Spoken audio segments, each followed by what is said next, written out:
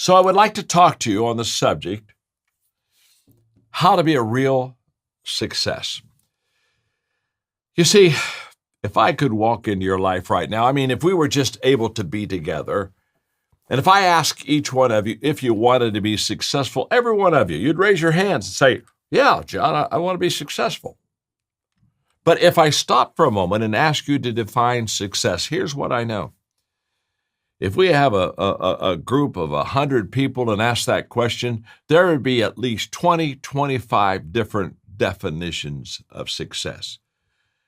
So when I'm talking to you today about how to be a real success, I don't want to assume that your definition perhaps is different than mine. We kind of want to get on the same page. So let me share with you, in teaching this lecture today, let me share with you what I think success is. I've worked very hard all my life to just come up with a definition of success that would be for everyone and would be lasting, and I think I have one. So I'm going to share it with you and see how it fits you, okay? You see, I think success is about three things.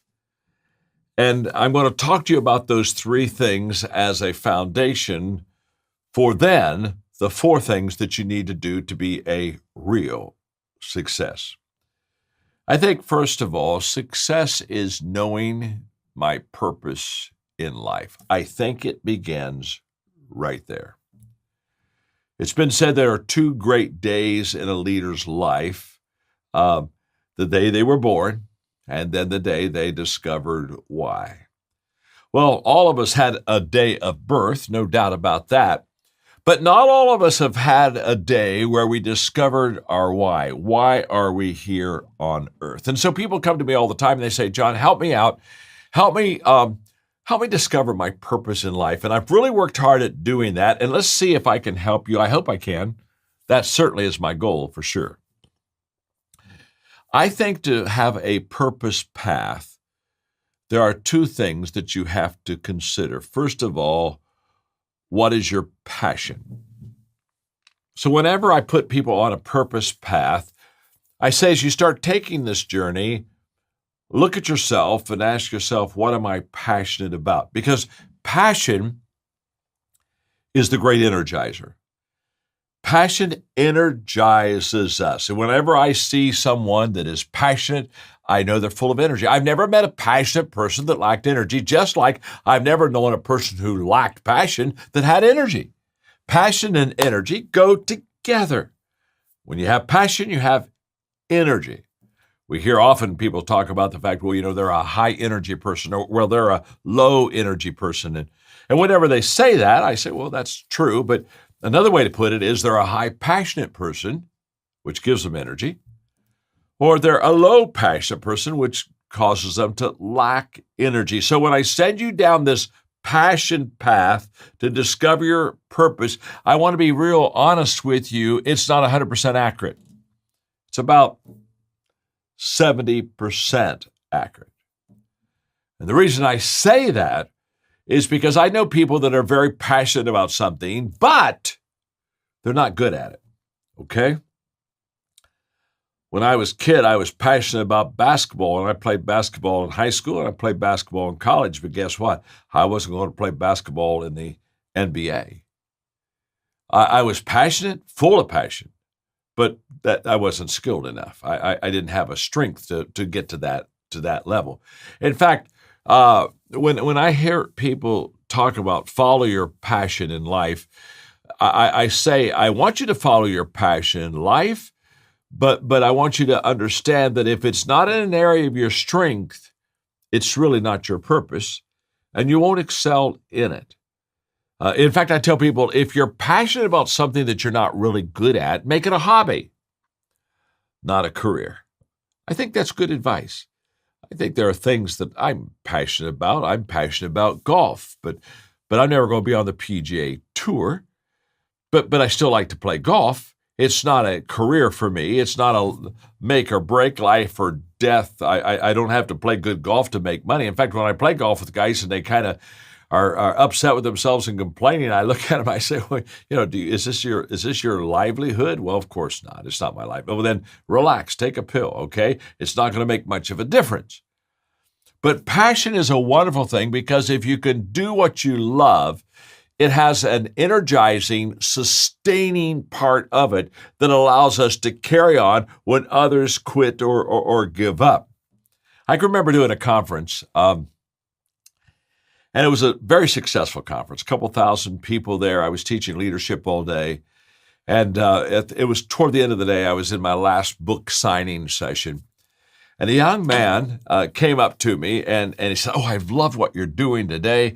And I've got my future in front of me. And he said, I've decided that I'm going to do what you do. I want to do what you do. Well, I said, that's great. Congratulations. I said, can I ask you a question? He said, sure. He was very eager and he kind of leaned into me. I said, the question's this. Would you like to do what I did so you can do what I do? Now that's the question. Would you like to do what I did so you can do what I do? You see, we see people when they're excellent and they're successful and they're doing great things and say, I want to do that. What you don't understand is there's a process to get to do that. You've got to did it before you do it.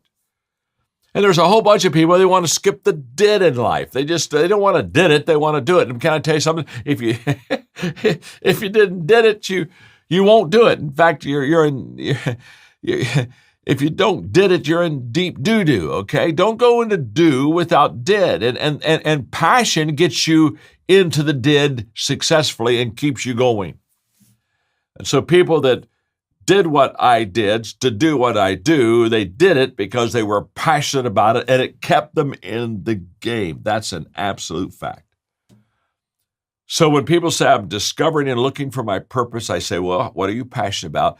It's not 100% accurate, but it's about 70% accurate. It's a great place to start. But the second part of this path towards your purpose journey is 100% accurate, I promise you. You see, you not only ask yourself, what am I passionate about? You need to ask yourself, what am I good at? In other words, what is my natural strength zone? This is an accurate assessment. And the reason it's an accurate assessment of your purpose is because God created you for a purpose. And with that purpose that He created you, He gave you gifts to accomplish that purpose in your life. I love this. So don't miss this, okay? He gave you gifts to accomplish your purpose. In fact, I tell people all the time, work on your strengths. If you really want to be successful, work on your strengths, not on your weaknesses. Now, we were taught in school to work on our weaknesses. I mean, I can think back at all of my school days. If I got an A in math and a C in English, they'd say, well, work more on your English. Well, the reason I got an A in math is I had a math kind of giftedness more than a language giftedness. I say, don't work on your weaknesses, work on your strengths. Now let me explain why. You see, in the area of giftedness, strengths, and abilities, from a 1 to a 10, you can only improve yourself 2, possibly 3 numbers. So let's say I work on a weaknesses. I'm just not very good at something. Let's say I'm a 2.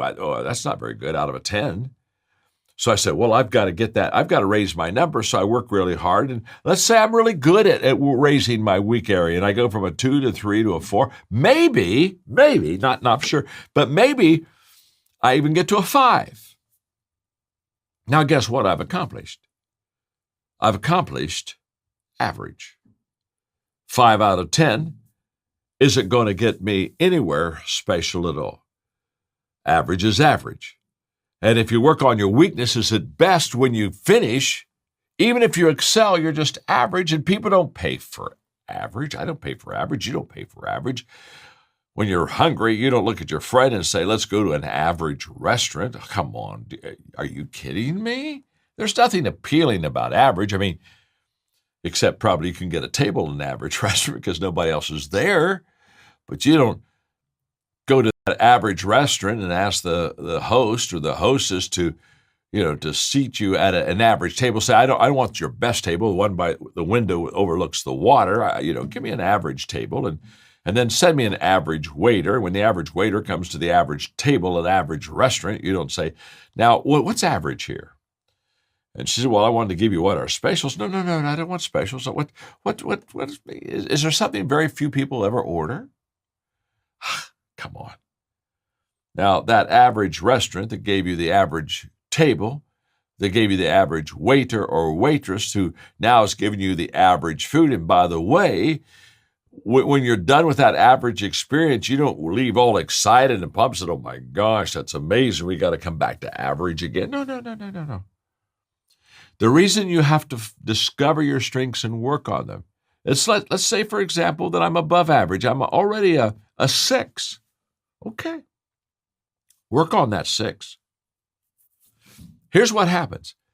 If I'm already a 6, if I work on that, I could become a 7. Oh my gosh, I could become an 8. Now, we're starting to get somewhere when I'm an 8. And maybe I could become a 9. Now, let me tell you something. When you become people stand in line for 9s. When you get in that top 10%, now all of a sudden, you're going to be highly successful in life. So what I'm saying to you, very simple, is if you want to find your purpose, look at your passion. It's correct a lot of times, not every time. But if your passion matches your strengths, oh my goodness, then you're going to be absolutely amazing. I can tell you for a fact that that's exactly what I discovered, because I have a degree in counseling, and in my first few years of work, I did a lot of counseling. The good news is I had a degree in it. The bad news is I wasn't any good.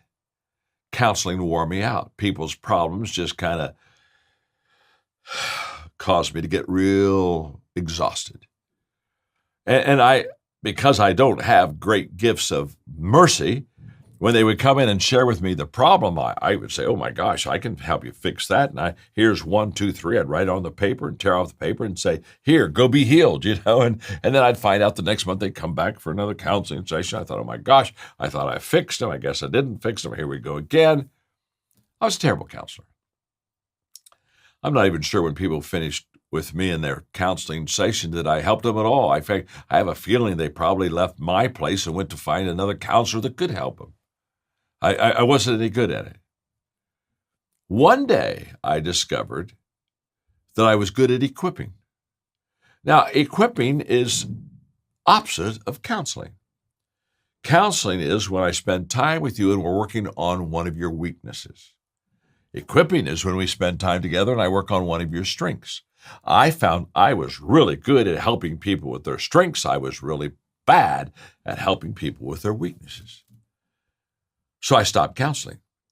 Why? Because I was never going to be a great counselor, because that wasn't where I was gifted. I started equipping, and I'm now known as one of the top equippers in the world. We've literally equipped over 5 million leaders in every country of the world. We've got equipping down. That's what we do with our John Maxwell team. People like Phil, we're equipping them, certifying them to be John Maxwell team coaches and do great things for other people. So if you want to be successful, you've got to ask yourself, first of all, what is my purpose in life? And you find your purpose through passion. You find your purpose through strengths. The second part of success, it's not only knowing my purpose in life, secondly, it's growing to my maximum potential. Success is the ability to develop and grow myself to become the best I can possibly be. You see, the only guarantee that you and I have that tomorrow is going to be better than today is that we're growing today. My life was changed in the 20s when my mentor asked me if I had a personal plan for growth, of which I did not. And he said to me, John, growth is not automatic. And I began to be intentional in my personal growth. I wrote a book called The 15 Laws of Growth. I would encourage you, if you don't have it, to get it, because those 15 laws will teach you how to develop yourself and be a personal success in the area of your growth. You see, I also learned that the secret of my success is what I do daily. And this is what's incredible. In fact, I wrote another book called Make Today Count. And that's all about how to make the best of today so that you can guarantee that your future is going to be better. You see, when I wrote that book, Make Today Count, I knew that we over-exaggerate yesterday, we overestimate tomorrow, but we underestimate today. And so I teach a lot about the power of consistency, that consistency compounds, because that's exactly what consistency does. It compounds in your life and it compounds in my life. Wow. And when you personally grow, trust me, there is a fulfillment and satisfaction in your life and a capacity to grow more, because what does growth do? It increases capacity. See, I'm 73 and my capacity to grow is humongous because for 50 years I've had a personal plan for growth within my life. I was speaking at a conference and I had a gentleman come up at the end of the conference and he said, "This was life-changing, John." Well, he said, "What you shared today was life-changing." And then he said, "I wish I could have heard you 25 years ago." And I smiled and I said, no, you don't. He said, "Oh, no, yes, I do." He said, "I wish I could have heard you 25 years ago. Trust me." I said, No, you have to trust me. You don't want to have heard me 25 years ago. Now he's leaning into me and said, "What do you mean?" He said, "The things you've shared with me are life-changing." He said, "If I could have heard this stuff 25 years ago, think how further I'd be down the road." And I smiled and I said, "If you'd heard me 25 years ago, you wouldn't have heard these things you heard today." I'm growing. I'm learning. I didn't come out of my mother's womb with the 21 irrefutable laws of leadership. My personal growth has allowed me to every day get better, increase, expand, improve. And that's what I want for you. And success, it's a progressive realization of your potential. And the way that you have progressive realization of your potential is each day commit yourself to personal growth. So success is knowing my purpose in life. It's growing to my maximum potential. Wow, this is huge. But it's one more thing. It's sowing seeds that benefit others. If there is a miss in success, it's over this third area. I think most people understand that with success, you've got to discover your purpose. I think people mostly understand that with success, you have to personally grow and develop. But I think when it comes to sowing seeds that benefit others, I think this is a big miss, because I think most people think of, instead of sowing seeds to benefit others, they think of reaping a harvest to benefit themselves. I've got to get into one more segment of content before we run out of time, because you talk about the 3 C's to success. And I can give you the 3 C's because it was profound to me. It was very helpful. But I'm going to let you give the 3 C's. Talk a little bit about that. Unpack it for us. Yeah, it's one of my favorite things. So the first C is confidence. So it's a success loop. They loop together like this. You can spin these, they loop. And you'll notice you can create momentum with these. It's a success loop, the 3C success loops. The first one is confidence. The foundation of your success is believing in yourself. It's hard to get everyone else to believe in you if you won't even believe in you. It's hard to get everyone else to see what you see if you won't even see success in you. So you want to say to yourself, I've been through some hard things. I've overcome some challenges. Like, I have some confidence in myself. When my spouse looks across me at the room and says, with her eyes, "I love you. Thanks for providing a great life for me. I appreciate you." There's reasons you should have confidence. That should give you confidence. When your children tell you, "Hey, Mom, hey, Dad, I love you." When the teams that you build and that you lead, these organizations that you lead, when they say, "Hey, thank you so much for the great work you do, the value you provide," that should reinforce the confidence that you should have in yourself. So the foundation of your success is believing in yourself. Number 2 is commitment. Where there is no confidence, there is no commitment. Think about it this way. How committed are we to things we have no confidence in? So it's like, I know my confidence level is a 0% we're going to win. Well, I'm not that committed to this. And my friends, there's no lukewarm winners. You're either in or you're out. And if you're going to be in, be all in. If you're going to be out, be all out. Zig Ziglar once said, most people have the commitment level of a kamikaze pilot on their 47th mission. I mean, the point is they're just kind of in, then out, then out, then in. Build the confidence. I'm going to go for it. I believe in myself. And then get fully committed. Go all in. And then the commitment leads to competence. So what is competence? Competence is our skill sets. Competence is improving, growing. One of the reasons I love John and one of the reasons I love you listening to John, because you and I are kindred souls, our commitment to want to grow. Yeah. And what growing is we're building skills above our talent. Your talent, your floor, your skills are your ceiling. And I use the example in the book about Michael Jordan. So my brother and I was doing a personal development event in Orlando. This is last year. It's in September. My brother calls me. He says, "Are you still in Florida?" I said, "Yeah, I was in Miami." I was in Miami, not Orlando. I'm sorry. I was in Miami. And he says to me, "Come over to Tampa for the Florida to Gainesville, the Florida Gators, the Swamp." Yeah. And he said, "I'll meet you there because my beloved University of Utah Utes were playing there." So we go to the game. My assistant buys us tickets.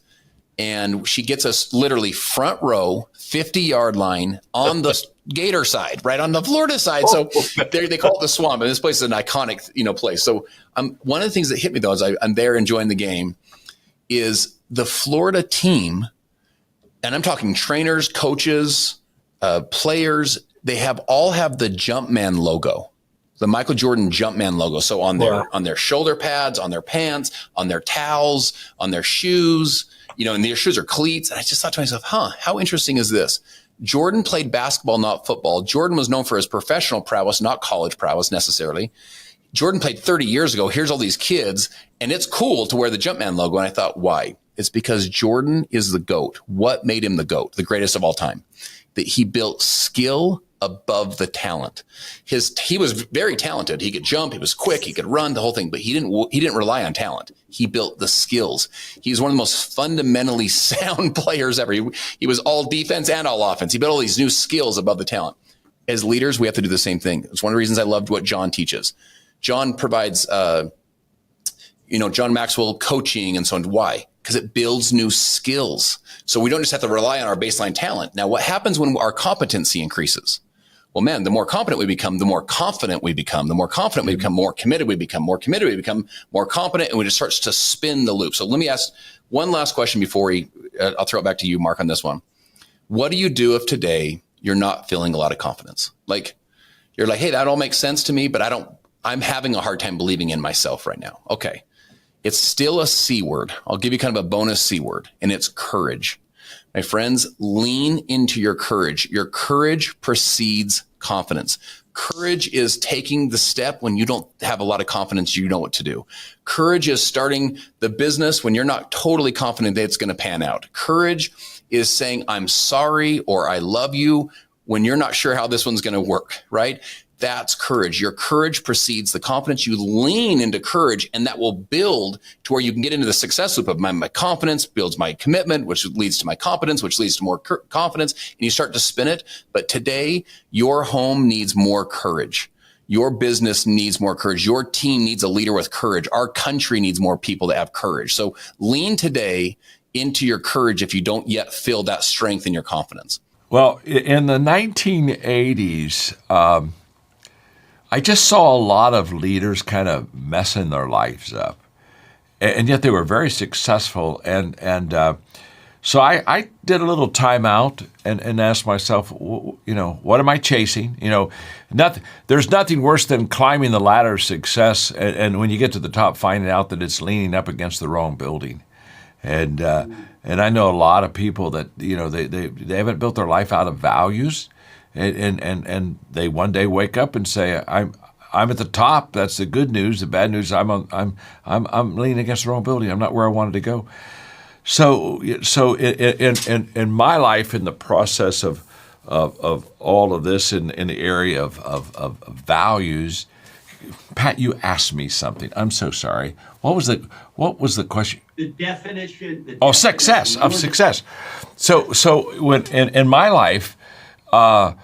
I began to ask myself, what is success to me? And I came up with this definition that really works for me, and that is success is having the people who know me the best love and respect me the most.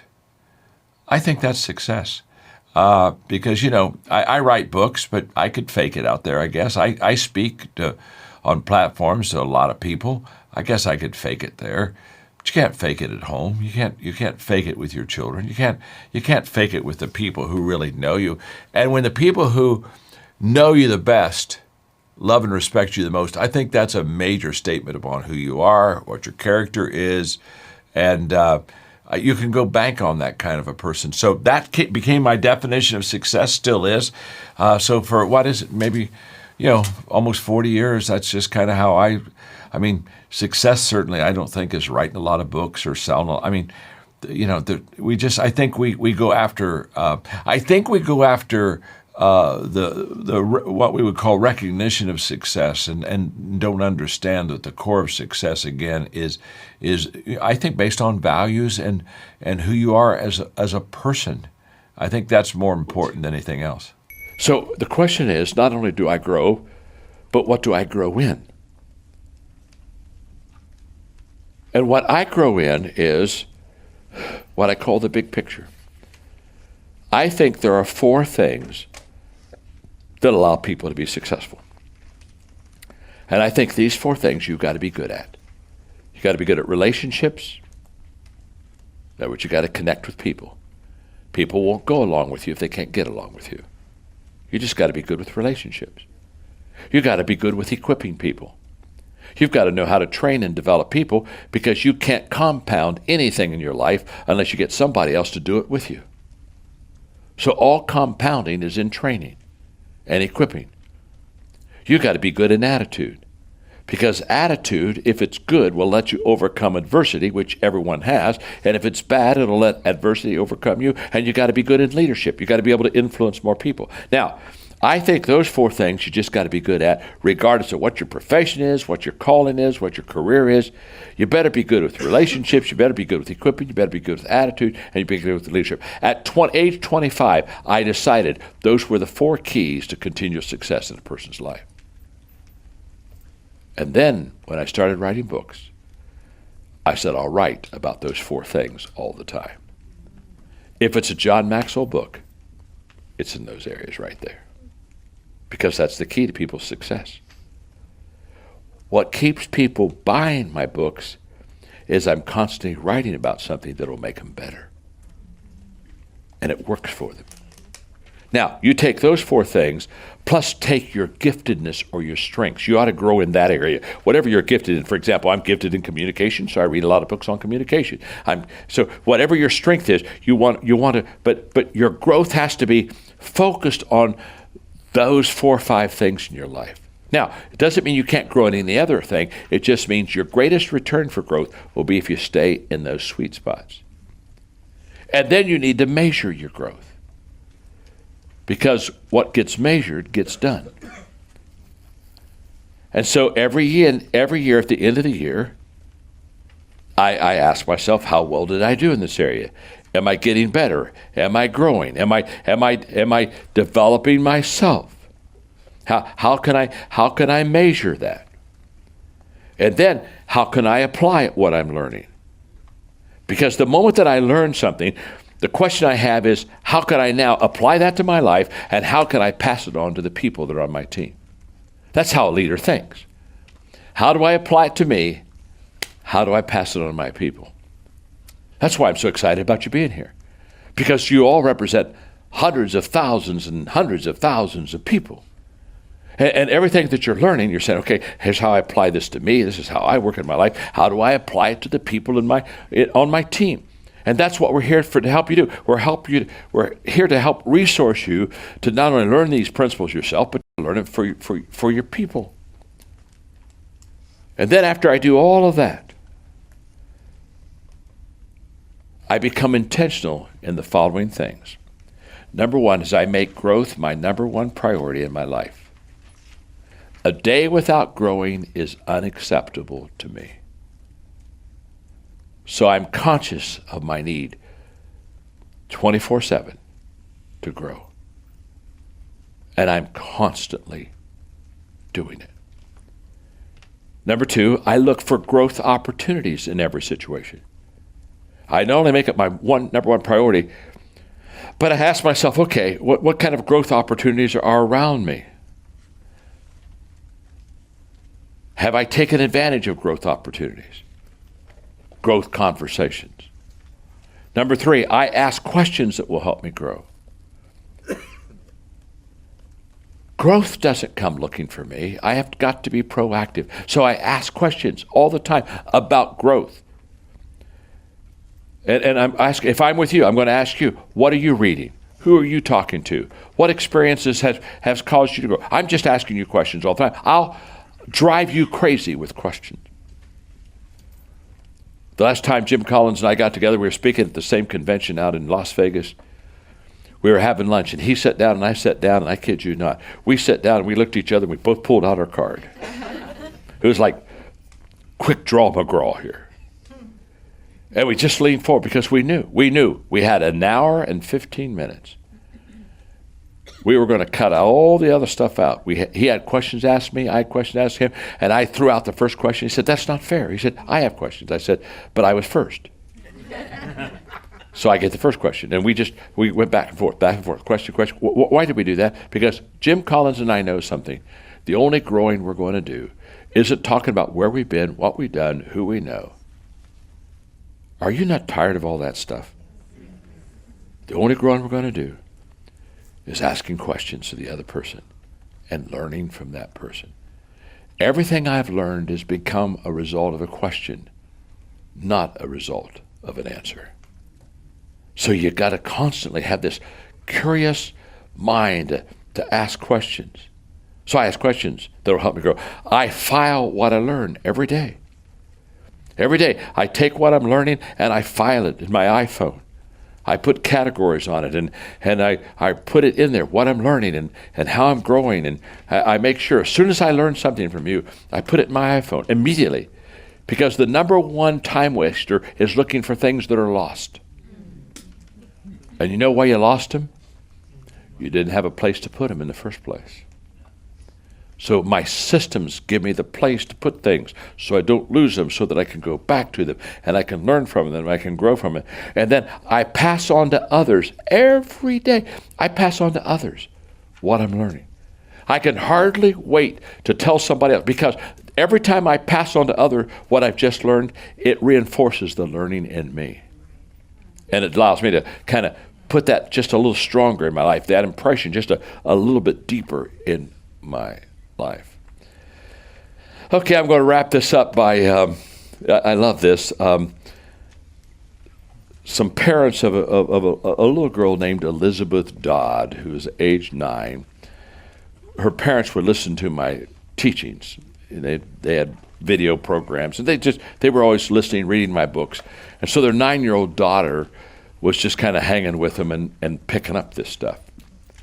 And so this was written by Elizabeth Dodd, who's age 9. She said, John Maxwell says, always work on yourself more than others. He also says, always work on yourself before you work on others. I say, hey, he's right. Because if you work on others before yourself, you won't know what you're doing. Elizabeth Dodd, age 9. I thought, the kid gets it. The kid gets it. I hope we get it today. I hope we get it. People know me for leadership, but I'm passionate for growth. And the reason I'm passionate for growth is if you're going to develop the leader within you, trust me, it's going to be because you want to get better every day. And what's so beautiful is if you'll do this, in 1 year, to be honest with you, you won't recognize yourself. You'll have to reintroduce yourself to yourself. And you're going to have to say, I'm amazed how much you've grown in a year. What keeps me young is my passion to grow. I just don't have time to die. And it's so good, I don't want to die. That's what I want for you. We're going to talk about decisions today. We're going to talk about New Year's decisions that you can think about, that you can make, that'll help you this year. So before we get started, I'd love for you to go to maxwellleadership.com/podcast. And as you think about the year 24 and as we move forward, if there's a way that we can help you in executive coaching or facilitation around content, we would love to do that. Well, as we reflect on the year past, we all go through this. We all do it. It's a great exercise to do. You know, we think about what went well, what could we have done better, what did we learn? So all of these lead to then decisions that you have to make. And you're the master behind all this content that we create here. So obviously you've been thinking about some decisions that are on your heart that you wanted to kind of bring a lesson that maybe you've gone through recently over the last couple of weeks as you prepare for 2024. Talk to us a little bit about that. Yeah, this one's personal. A bit is that, thinking about, are you going to make New Year's resolutions? Are you going to make set goals? I'm a big fan of goals and that sort of thing. But over the last couple of months, I started recognizing in me that, I think I have the best intentions about what I'm going to do and my goal and what I'm trying to accomplish. But I realized that I'm waking. I'll give you an example. Saying, are you going to work out today? And I'm thinking, if I wait until today to make that decision, and I wake up and I get up early and it's cold and it's dark and it's a chance of rain, I tend to make a decision in the moment based on all the circumstances. Yeah. And then this was just about 6 weeks ago. I remember this teaching from John. It's quite a bit in the past, but it really resonated with me then. But I completely pushed it out of my mind. And the teaching was, decide once, manage daily. Decide the big things that you're going to do, and then manage it. You can't make the decision in the day, in the moment. I can't make the decision to work out at 5 a.m. when it's dark and cold and rainy. I need to have made that decision in advance and then manage it today when it's dark and cold and rainy. Same thing I sharing with you. We travel, and I'm thinking I'm going to eat salads with Caesar salad with chicken, and then I've had a tough day. It's been a hard week. I'm on the road, and I get into the restaurant, and now I'm choosing poor choices. You're looking at the dessert menu. Yeah, bring me the apple pie, then I'll make a decision on the rest of the menu. Yeah. And because what am I comforting myself? Yeah. Whatever. Decide once. If I've decided once I'm going to eat a certain kind of diet, then I can manage it daily. And so no matter how I feel, I've already made the decision. I just need to figure out how I'm going to manage it today based on everything that's going on, all the circumstances, the ups, the downs, the sideways. I just need to manage it. I'm going to manage my, these decisions I need to make. So I thought, first of all, I'll get your thought on that, because I know you've been around John a lot and know this teaching, but also maybe we could look at, in the new year, what are some decisions leaders need to be thinking about that we can make once and then manage them daily throughout the year? I love that. You mentioned about just being on the road and traveling, right? What I've noticed is that if I don't do this, if I don't make that decision and then have a plan to manage it, man, when we get tired in everything in life, that's when the guard goes down and you're just like, yeah, you know what? I told myself I wasn't going to open the menu, but now we're going to see what do they have. And so I love that, right? Because I think not only, when you got the energy in your A game, you're like, good, I got this. I made this decision. But when you get tired, you got to have something in place that you can manage that. I'm laughing because you and I were traveling together about, 4 or 5 weeks ago, and you had made a decision that you were going to fast. Yeah. But we were with a client, and they were getting all this stuff ready, had all these snacks. They even put you in an office with mounds and mounds of snacks. And they brought in these custom handmade donuts, and they like everything within your face. And I was so proud of you, because you'd made a decision. I did. And then you managed it through the day, unless there was something I didn't see. Nope. But you managed it through that day to honor the decision you'd already made. Yeah. That's podcast over. There you go. That's it. Drop the mic. We're out. Have a good year. No, I'm just kidding. Well, yeah, let me come back to what you said about John, because John is big about this. John is he calls himself a boring guy. He's like, no, I know what I'm going to be doing, right? And I do it every day. And that's what he says. The secret to your success is determined by your daily agenda. I'll never forget, I've heard him say, if I've heard him say it once, I've heard him say it thousands of times. If I could just spend one day with you, I could tell right away whether or not you'd be a successful person. And what does that daily agenda look like? Because how are you managing your time? How are you managing your choices? And so you got to do it on a daily basis. The other thing I love about what he says is he says that successful people make the right decisions early. They make them early, they make them quick, and then they manage them. So he has this thing called the Daily Dozen. You may, if you're a Maxwellian, as we call you, and you're familiar with John's content, the Daily Dozen is 12 areas that really focus on one's daily routine. Some of them are around attitudes and attitude, priorities, health, family, finances, faith. But we're going to talk a little bit about that and the decisions you make as we go forward. He really talked about this, making the decision once. I thought, could we look at some areas that might increase our effectiveness as leaders and learn to decide once what it is we want to do in those areas, and then manage daily. The 3 areas I just picked out, kind of being, again, a little selfish. This is things